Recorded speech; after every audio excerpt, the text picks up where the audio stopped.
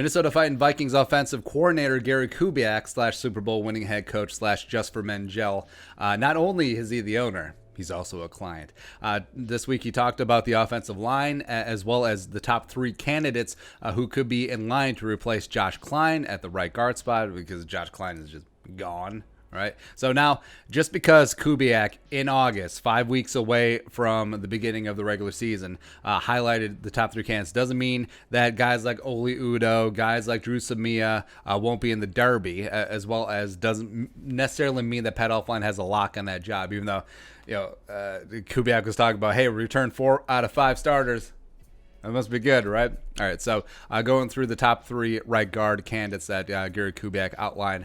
Starting at the top, number 1, Dakota Dozier. That's right, 6'4", 312, former 4th-round pick by the Jets in 2014 out of Furman. Go Paladins. Played 5 seasons as a reserve for the Jets. And also one of those was with current Vikings offensive line coach Rick Dennison. Nailed it. So he came over with Dennison in 2019 as a free agent and was perfectly fine. Perfectly serviceable as a swing interior reserve offensive lineman. Also started 4 games last year. Week 2 at Green Bay for Elflein.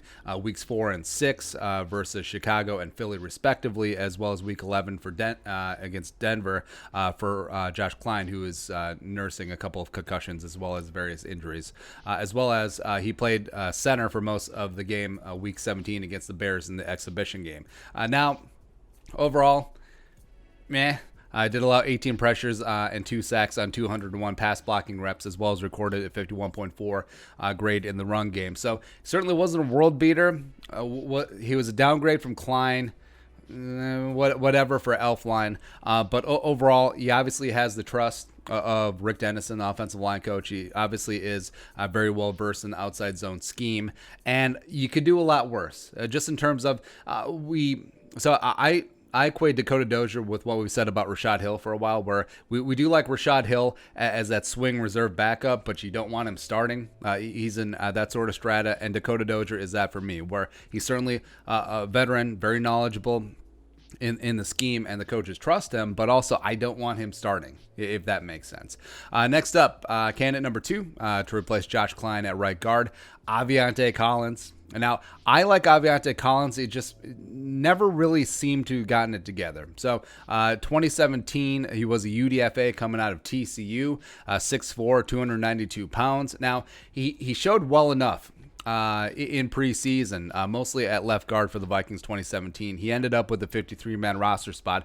Bit of a surprise. I thought he was going to be on the practice squad. But one of the reasons he went undrafted, despite being a top-tier physical freak, was that didn't really know where to play him because he didn't necessarily have the size or the length to play tackle in the NFL, as well as you did have concerns about his anchoring ability inside. But the Vikings have seemed to like him most at guard. Played a lot of guard as well as a little bit of left and right tackle in preseason, but his 2018 season ended with elbow injury. He was on IR, as well as 2019. He didn't make the opening 53. Was on the practice squad before being elevated later on in the season in November. Played 49 snaps. His only action of the season, week 17, against the Bears at left tackle. And now he's played, left guard. Nailed it.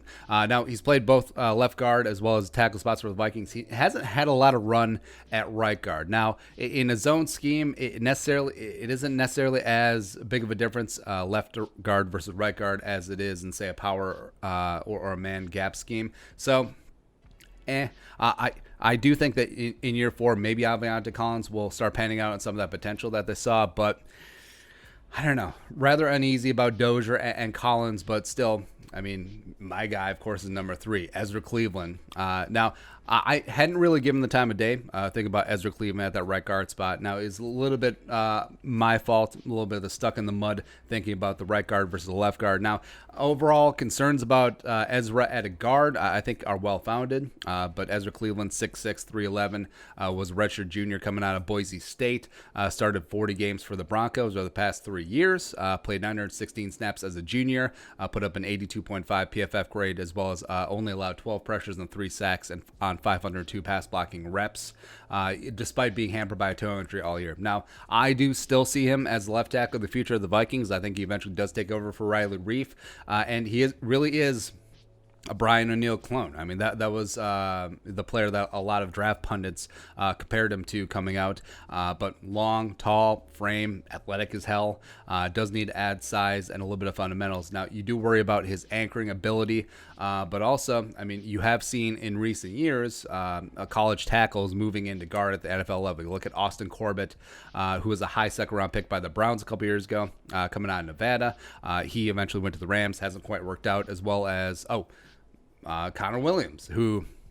All right, so Connor Williams is taken number 50 overall 2018 by the Cowboys. And if Connor Williams had gotten by the Cowboys at 50, I have it on relatively good authority that the Vikings would have moved up and got him, so they would have missed out on Brian O'Neill. So sometimes everything happens for a reason, right? So Connor Williams is like whatever, being the opposite guard of Zach Martin in Dallas. But I do think that Ezra could thrive just getting onto that field, as well as if you have Bradbury, Cleveland, and Brian O'Neill. That side of the O-line is just athletic as hell, and if it's something that they really want to do and get after. But I do have concerns. Like, say Vikings have 4th and inches, season is on the line, right down the goal line, and you're going to run it right up Ezra Cleveland's ass at right guard. He has to move a 350-pound nose tackle.